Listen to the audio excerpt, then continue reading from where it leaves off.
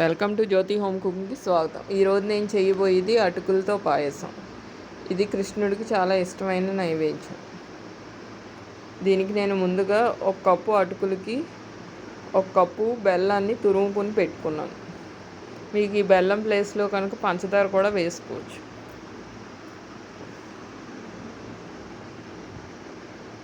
ఒక అర స్పూన్ దాకా యాలక్కాయ పొడి, ఒక కప్పు అటుకులకి 4 కప్పుల దాకా పాలు పడతాయి. అవసరమైతే ఒక కప్పు వాటర్ కూడా పోసుకోవచ్చు. 2 టేబుల్ స్పూన్స్ నెయ్యి, జీడిపప్పులు, కిస్మిస్ వేపించుకుని వేసుకోవడానికి, 2 స్పూన్లు పెద్ద సగ్గుబియ్యం తీసుకుని కడుక్కుని దీన్ని ఒక అరగంట ముందు నానబెట్టుకుని పెట్టుకున్నాను. ఇలా చేయటం వల్ల సగ్గుబియ్యం అని గమ్మున ఉడుకుతాయి. ఇప్పుడు ఒక అరకప్పు నీళ్లు పోసుకుని అందులో బెల్లం వేసి కరిగించి ఒక పక్కకు పెట్టుకోవాలి. బెల్లం కరిగితే సరిపోతుంది, పాకం అవసరం లేదు.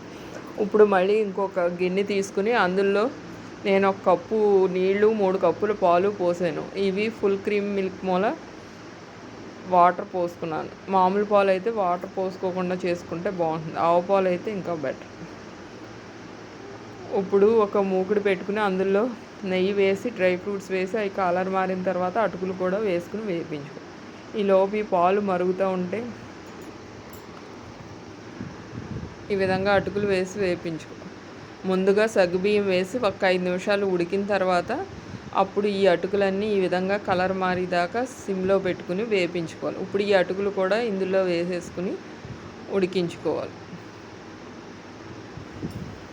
మీకు కొంచెం పలసగా కావాలంటే కనుక ఇంకో గ్లాసు 2 గ్లాసులు పాలు కానీ లేకపోతే ఒక గ్లాస్ నీళ్ళు ఒక గ్లాస్ పాలు కానీ ఎక్స్ట్రా పోసుకోవచ్చు. యాలక్కాయ పొడి కూడా వేసేసుకుని ఇదంతా ఈ విధంగా కలుపుకుని ఉడికించుకోవాలి. మీరు సన్న సగ్గుబియ్యం వేస్తే కనుక అటుకులతో పాటు వేసేస్తే సరిపోతుంది. నేను పెద్ద సగ్గుబియ్యం వేసిన వల్ల ముందు వేసి ఉడికించాను. ఈ అటుకుల పాయసం అనేది గమ్మునే ఉడికిపోతాయి. ఈ ఉడికిపోయిన తర్వాత స్టవ్ ఆఫ్ చేసేసుకుని పక్కకు పెట్టుకోవాలి. ఈలోపు మనం పాకం కూడా మొత్తం చల్లారి పెట్టేసుకుని పక్కకు పెట్టుకుని ఉంచుకోవాలి. ఒకవేళ మీకు ఈ అటుకుల పాయసం అనేది చల్లారిపోయాక బాగా చిక్కబడిపోయినట్టు అనుకుంటే కనుక పాలు కాసుకుని చల్లారాక ఆ పాలు ఇందులో పోసుకున్నా సరే పలసగా తయారవుతుంది ఈ పాయసం. అటుకులని పాలు అంతా అబ్జర్వ్ చేసేసి కొంచెం చిక్కబడిపోయినట్టు అయిపోతుంది. ఈ బెల్లం పాకాన్ని ఈ విధంగా మొత్తం కలుపుకోవాలి. మీరు పంచదార వేసే పళ్ళం అయితే కనుక ఈ పాయసం ఉడికేటప్పుడే వేసేసుకోవచ్చు. బెల్లం అయితే ఇరిగిపోతాయి కాబట్టి లాస్ట్లో వేసుకోవాలి. అటుకుల పాయసం రెడీ అయింది. ఇది ఏ నైవేద్యానికైనా సరే క్విక్గా రెడీ అవుతుంది. మీకు ఈ వీడియో నచ్చితే లైక్ చేసి సబ్స్క్రైబ్ చేసుకోండి.